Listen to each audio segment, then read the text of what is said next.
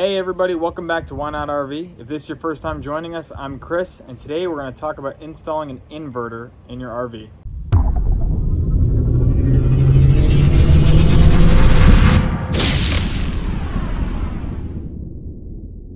Today I'm going to walk you through installing an inverter. Now, there are many different ways you can do this, so this is really just a guide, unless you happen to own a 2013 Heartland Big Country 3650 RL, and also bought the exact same inverter I bought. Now, if that's not the case, this is just a guide, and you can install an inverter many different ways. So take everything with a grain of salt, learn from it, and make it your own. But there's many ways to install an inverter and different applications. So let's talk about a few of those. There are several different ways you can mount an inverter and wire it up. So the first of which is the most basic option, which is just wiring it to your batteries and then leaving it and mounting it wherever you have it.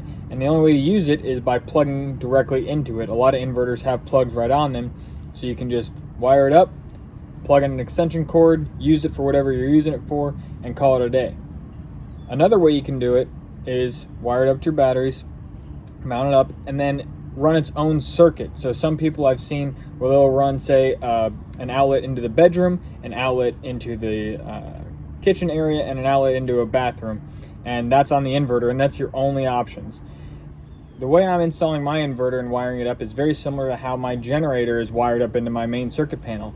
There's a separate breaker that backfeeds the panel, and I have to turn off the main breaker that feeds the panel before I can turn that breaker on, which then, now that is what feeds the panel. So I'm doing the same thing here, where I have to turn off my main shore power, my main 50 amp panel breaker, before I can turn on the main breaker coming from the inverter that's going to backfeed the panel. I have a little diagram here for you guys to understand this. It's pretty simple, really. You have your two batteries that are connected in parallel, which means that the positive is connected to the positive and the negative is connected to the negative. That goes through a circuit breaker that feeds the DC inside of the inverter, your positive and negative. Then out of the inverter comes your load, neutral, and ground, which obviously the neutral and ground go right up to the neutral and ground bus bars. And I have my load feeding, or backfeeding my panel. Just like your regular voltage coming in feeds the panel, which then feeds the bus bars, I now have this leg coming in to do the exact same thing. So when the inverter is on, this is obviously off, or we're just not connected to shore power, obviously. That way it's not feeding power to each other. That would not be good.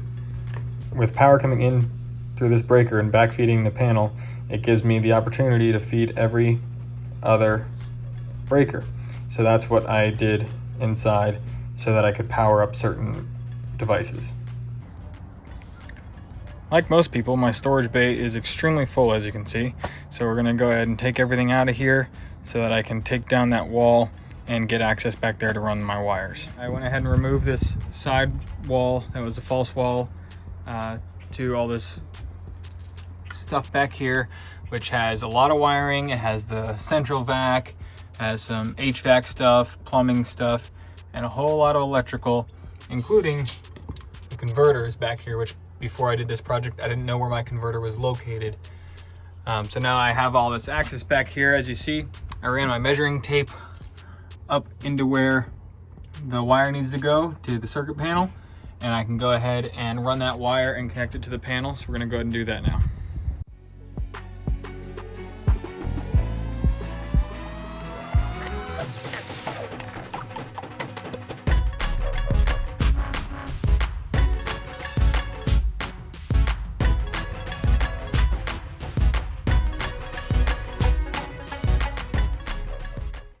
As you can see from my pushing the line up, it actually came out right where I need to grab it from.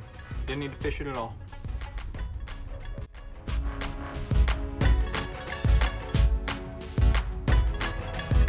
All right, so as you can see down here on the circuit panel, I got a free space down there to pop this wire through and a free space for the circuit breaker. So we're gonna go ahead and get that done.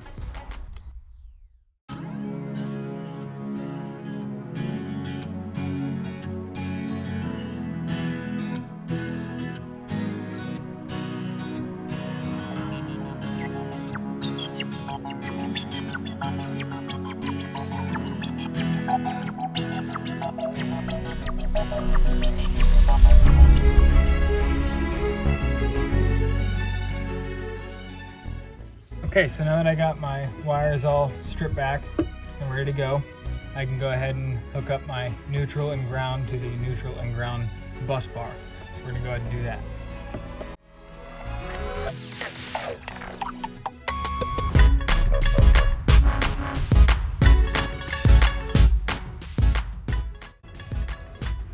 All right, now I got my neutral and ground. We're gonna go ahead and connect in our breaker.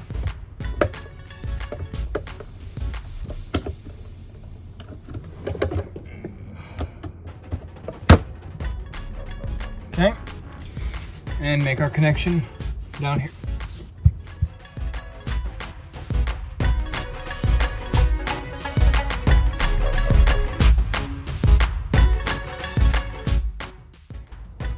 All right, so now I'm going to wire up this remote, which I already have the cable ran to right here for now.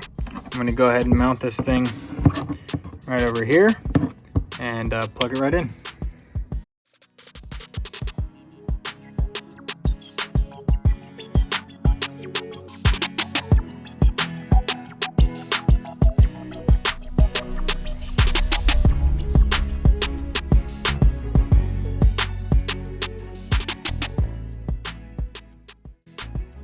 So the next thing I need to do is rearrange my outlets how I want my inverter to run, because I'm having my inverter backfeed the panel. It's only going to work on every other breaker. Now these are double breakers, meaning there's two breakers on one breaker, not double pull, but just dual breakers. So, you know, one breaker has two separate breakers on it. So I'm backfeeding the panel over here with the inverter. It's gonna power every other breaker. So that's it. I just got technically 1, 2, 3 breakers I can choose from, but technically I have 6 sets of breakers to pick from. So I'm gonna have to go through and make sure I have all the outlets I want on, the microwave, whatever it is that I want on the inverter, to go through that leg of the bus bar. All right, so what I've done is I went ahead and took the current layout of the circuit panel and I redid it to what I need for the inverter, and you see what I have on the inverter right here, obviously the inverter feeding. So then I went ahead and I turned off all the breakers that would not be on the inverter, and I tested everything out to make sure that what I want on the inverter is actually going to be on that leg of power, which it all is. So now the next thing to do is go ahead and switch around these breakers and wires to match my little proposed plan here. So we're going to go ahead and get that done. Obviously the first thing to do when you're dealing with breakers is to go ahead and cut off your main power, and then we can start to work with all this, because now this is all dead. So here we go.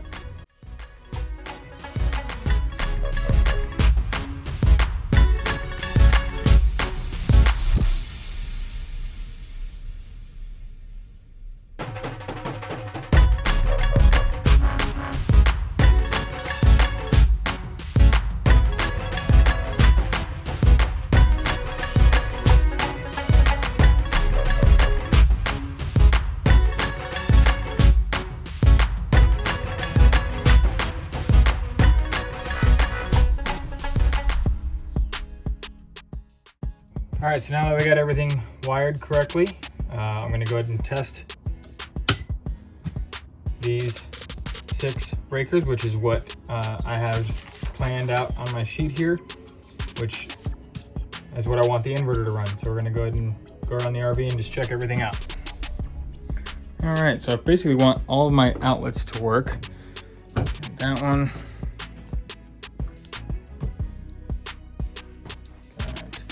That one's down there is powered up. Let's see if the TV is powered up. Yes, it is. A microwave, yes. Let's check the bathroom. Yes, I can see light on the power strip. Let's check the bedroom. Yes. TV in the bedroom. Yes. And ceiling fan. Yes. Alright, all good. Now I have everything done. I can go and kick all my breakers back on just to leave it as normal. Obviously we have to leave the inverter off because otherwise that'll just backfeed the inverter and probably blow it up. So we're not going to do that. But what we are going to do is put this panel back on. I went ahead and relabeled it temporarily. I think I'm going to print out a new sticker and make it nice and pretty. But let's go ahead and get this back on here.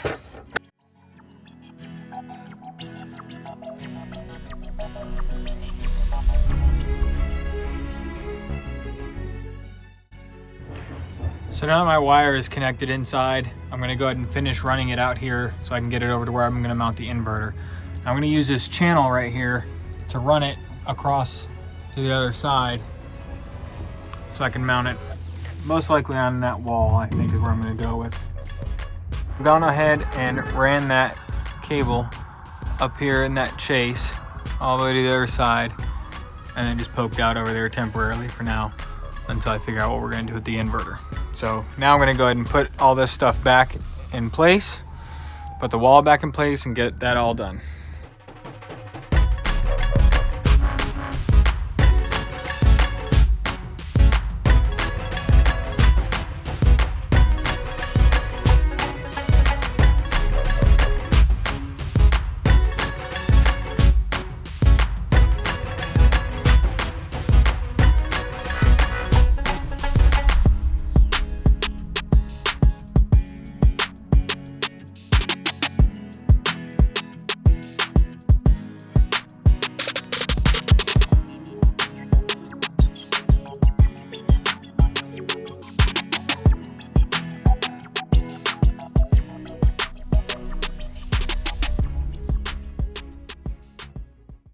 All right, so now that I got my inverter mounted, I can go ahead and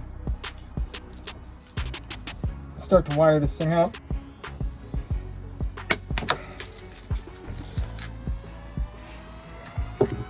I'm gonna start by, I already got the remote that was ran over here. I just plugged it right in. Bam. Now we're gonna go ahead and wire up our load, neutral, and ground right over here.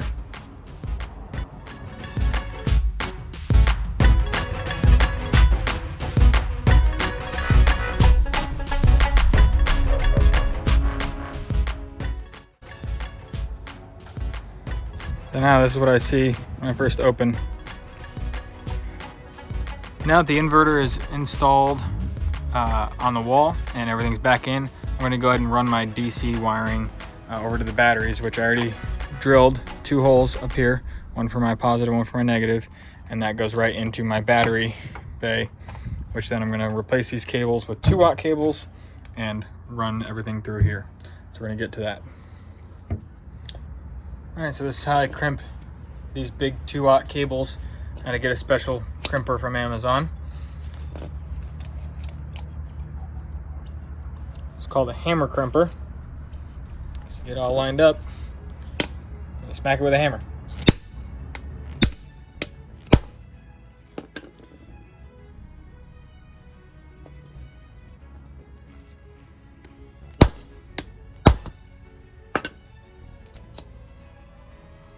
That's it. Then go ahead and take some shrink wrap.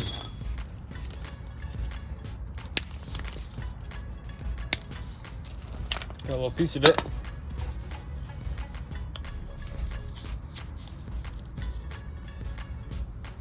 Slip it over the end.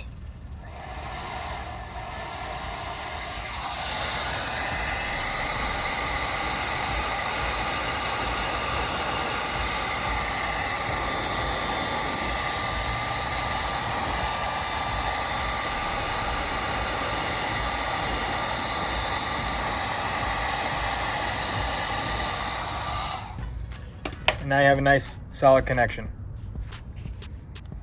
I went ahead and installed the circuit breaker right there above the battery box. and I got my cables ran. So now we're gonna go ahead and make all these connections inside the battery boxes here. So on the negative side, you have the negative cable that comes in, goes around the back side there, comes up to our battery post here. Now these are connected in parallel, so then I have another 2-watt cable that comes down and goes in to the other negative of the other battery. I have 2 batteries, and then this is just the actual ground for the entire rig for regular. Now on positive side, same thing. This is just your regular positive for the RV for all of its regular stuff. This is the 2-watt cable that is linked up to the other positive on the other side, which again, this is connected in parallel. And then the other positive that then is going to feed the inverter by going through that circuit breaker, down through the wall into the... I had the inverter installed and got everything done there. I decided to go and upgrade my batteries because the current, or the old batteries that were in here were lead acid batteries, and they were only 75 amp hours. These new batteries are much larger, and they're 150 amp hours, and they're AGM, so there's basically no maintenance on them. So I did this for 2 reasons. Obviously, the first being the maintenance aspect of it. I did not want to have to fuss about worrying about my lead acid batteries and putting in the water and monitoring all that stuff. I just didn't want to worry about it. And secondly, I wanted more power. I wanted to have more amp hours for my inverter. So beforehand, I had 2 batteries that were 75 amp hours, and now I have 2 batteries that are 150 amp hours. So it essentially doubled my total amp hours from 150 up to 300. Let's go ahead and do a quick demonstration. Now that everything is done, everything is wired up, we're going to test the inverter and make sure that it actually powers everything we want and get the reaction that we want out of all my outlets. First thing first, I need to go ahead and turn off the main breaker that feeds shore power. Okay, and now I can go ahead and turn on the breaker that's going to be coming from the inverter. Now I can remotely turn on my inverter, and that's on. And as you heard the beep, the microwave reset because when I turned the shore power off, it lost power, and now it has power back from the inverter. I also have power on the fridge. Let's make sure that it is showing AC, which it is. Let's see, Alexa's over there resetting because it cycled power. The TV is on. You can see the little light there.